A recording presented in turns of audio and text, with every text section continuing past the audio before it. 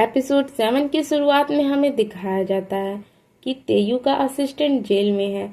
EJ उससे मिलने जाता है और उसे बताता है कि मैं तुम्हें बचा सकता हूँ क्योंकि मेरे पास तेयू के कार के डैश कैम की फुटेज है, जिससे ये प्रूव हो जाएगा कि एक्सीडेंट तुमने नहीं किया। तेयू का असिस्टेंट ईजे से रिक्वेस्ट करने लगता है कि तुम प्लीज मुझे बचा लो, लेकिन ईजे उसे सबक सिखाना चाहता था और वो चिप को वहीं पे तोड़ देता है क्योंकि एक बार जब ईजे जेल में था तो इस असिस्टेंट ने भी इसकी मदद नहीं की थी। इसके बाद हमें दिखाया जाता है कि प्रेस कॉन्फ्रेंस होती है और उसमें तेयू के खिलाफ सारे सबूत दिखाए जाते हैं और तेयू को पुलिस अरेस्ट कर लेती है। जिन लोगों ने भी तेयू की हेल्प की थी उन सबको पुलिस अरेस्ट कर लेती है। इसके बाद हमें दिखाया जाता है कि ईजे तेयू से मिलने हॉस्पिटल में जाता है और तेयू के उसके कर्मों की सजा मिल चुकी है। तेयू के दोनों पैर कट चुके हैं और वो हॉस्पिटल में लाचार पड़ा हुआ है। इसके बाद ईजे हमें बताने लगता है कि वो इस पुलिसमैन की बॉडी में काफी लंबे समय तक रहा और उसे इसकी आदत हो गई थी। कभी कभी तो वो भूल भी जाता कि वो किसी दूसरे की बॉडी में है। उसे हमेशा डेथ का इंतजार रहता क्योंकि उसे पता है कि एक न एक दिन डेथ आएगी। एक बार जब वो एक क्रिमिनल से फाइट कर रहा होता है तो उसे लगता है कि बस ये उसका आखिरी समय है, लेकिन उसका कलीग आके उसे बचा लेता है। इसकी वजह से उसके कलीग को इंजरी हो जाती है। जब उसका कलीग हॉस्पिटल में भर्ती होता है तो उसकी फैमिली उससे मिलने आती है। उस कलीग की बेटी उससे प्रॉमिस लेती है कि आप मेरे पापा की हमेशा मदद करेंगे और आप उन्हें प्लीज उनकी रक्षा करिएगा क्योंकि मैं डर जाती हूँ जब भी मेरे पापा को चोट लगती है और वो हर्ट होते हैं। ईजे उसकी फैमिली को देख के इमोशनल हो जाता है और सोचने लगता है कि अगर मैंने सुसाइड नहीं किया होता तो आज शायद मेरी भी एक हैप्पी फैमिली होती। ईजे अपने कलीग के बेटी को वादा करता है कि वो उसके पिता की हमेशा रक्षा करेगा।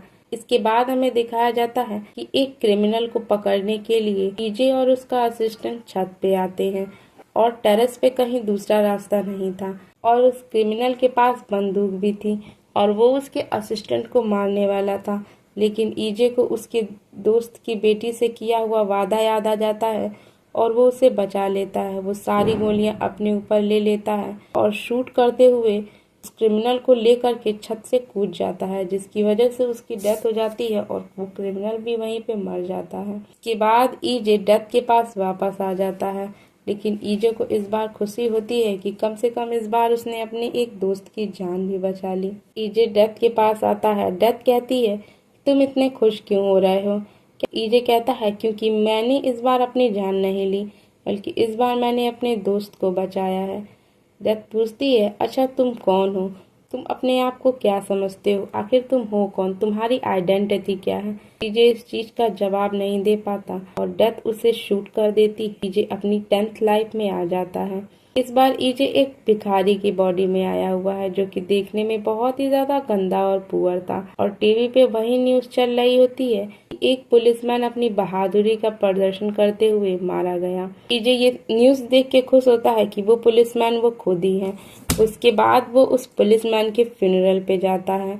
ईजे के कपड़े बहुत ज्यादा गंदे थे क्योंकि वो एक बैगर की बॉडी में था। सभी लोग उसे फ्यूनरल में देख के हैरान थे। वो अपने कलीग की बेटी को देखता है और स्माइल करता है, लेकिन उसके कलीग की बेटी उसे नहीं पहचानती और वो डर जाती है।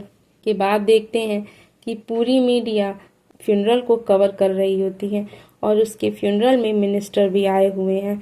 ईजे वापस आने लगता है और वो देखता है कि स्टेयर पे उसका कलीग बैठ के रो रहा है। वो रिग्रेट कर रहा है कि वो अपने दोस्त को बचा नहीं पाया। ईजे उसके पास जाता है और कंसोल करने लगता है कि ये तुम्हारी गलती नहीं है और वो तुम्हारा दोस्त जहाँ भी होगा वो खुश होगा कि उसने तुम्हारी जान बचाई। उसका कलीग गुस्सा हो जाता है और उसे बैगर समझ के बहुत ज्यादा मारने लगता है। वो कहता है तुम होते कौन हो इस बारे में मुझे राय देने वाले?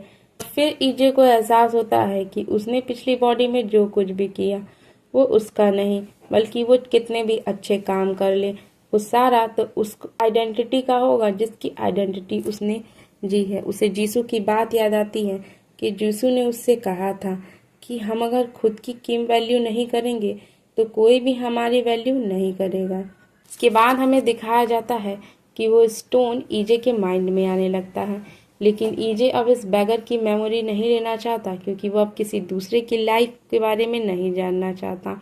भागने लगता है और स्टेयर से गिर जाता है और उसकी मौत हो जाती है। ईजे फिर से डेथ के पास आने लगता है और वो डेथ पे गुस्सा करने लगता है। वो डेथ से कहता है कि तुम मुझे शूट कर दो, अब बस 2 लाइफ बची है, वैसे भी मैं नर्क में जाने वाला हूँ, तुम मुझे शूट कर दो, जल्दी से मैं ये खेल खत्म करूँ। डेथ कहती है, तुम ये याद है ना कि हर मौत के साथ मैं तुम्हें जो पेन होगा वो ज़्यादा देती जाऊंगी, इसलिए और ज़्यादा पेन के लिए तुम तैयार हो। और वो ईजे को फिर से शूट कर देती है। ईजे अपनी 11th लाइफ में आ जाता है और वो देखता है कि वो एक आदमी की बॉडी में है जो कि भाग रहा है। ईजे के पास उस आदमी की मेमोरी आती है और उसे पता चलता है कि जैसी ड्रीम लाइफ ईजे चाहता था, इस इंसान की वैसी ही ड्रीम लाइफ थी। ये एक बड़ी सी कंपनी का एम्प्लॉय था और इसकी एक बहुत ही हैप्पी फैमिली थी। इसके पास जॉब था और सब कुछ था, लेकिन एक दिन इसे जॉब से निकाल दिया जाता है और इसकी फैमिली भी इसे छोड़ के चली जाती है, क्योंकि इसके पास कोई जॉब नहीं था। इसके पास अब जिंदगी में कोई भी होप नहीं रह गई थी और अब वो सुसाइड करने वाला था। ईजे को फिर से चुनना था कि वो डेथ और लाइफ में से किसे चुने। ईजे फिर से डेथ को चुनता है और हमें वही स्टार्टिंग का सीन दिखाया जाता है। एक आदमी कार के सामने आता है और उसका एक कार से एक्सीडेंट हो जाता है, जिसे देख के ईजे ट्रॉमेटाइज हो जाता है और हमें पता चलता है कि उस एक्सीडेंट हुए की बॉडी में कोई और नहीं बल्कि ईजे ही था।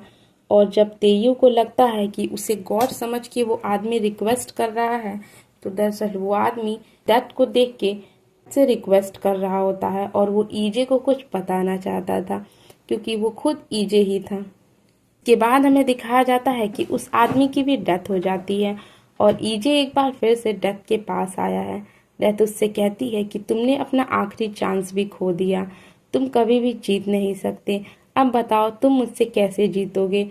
ईजे कहता है कि मुझे कोई फर्क नहीं पड़ता, वैसे भी ये मेरा लास्ट चांस है, इसके बाद मुझे नर्क में ही जाना है, तुम मुझे बस शूट करो और मुझे ये खेल खत्म करना है, मुझे कोई भी चीज मायने नहीं रखती, तुम जस्ट मुझे शूट करो। डेथ कहती है ठीक है, लेकिन शायद इस जिंदगी को तुम चाह के भी खत्म ना करना चाहो। डेथ ईजे को शूट कर देती है।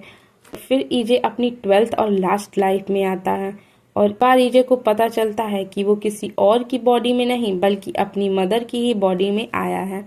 और यहीं पे एपिसोड 7 खत्म होता है।